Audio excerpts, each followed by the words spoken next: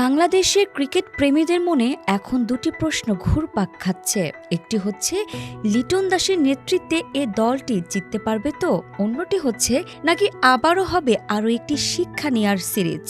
গত কয়েক বছর ধরে টাইগারদের পারফরমেন্স যেন ওঠানামার মধ্যে আটকে আছে, কখনো দুর্দান্ত জয়, আবার কখনো অপ্রত্যাশিত হার। ওয়ালটন এখন দেশের সীমানা পেরিয়ে পৌঁছে গিয়েছে 50টিরও বেশি দেশে। ওয়ালটন, ঘরে ঘরে, বিশ্বজুড়ে।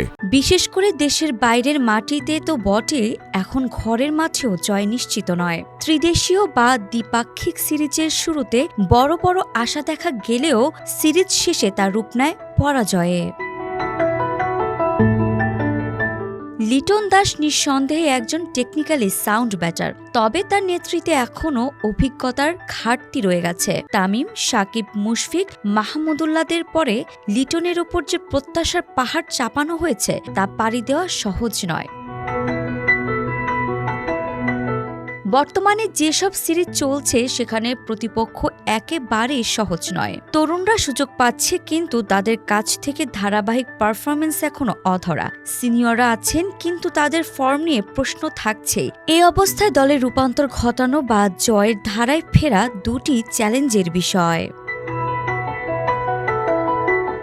এদিকে প্রতিটি হারের পরেই টিম ম্যানেজমেন্ট ও খেলোয়াড়রা বলেন, আমরা শিখছি আর সে হার থেকে শিক্ষা নেব, কিন্তু সেই শিক্ষা যেন পরীক্ষার খাতায় কখনোই সফলভাবে প্রতিফলিত হয় না। ফলে প্রশ্ন রয়ে যায়, শেখাটা আসলে কতটুকু হচ্ছে, এর ফলাফলই বা কবে মিলবে।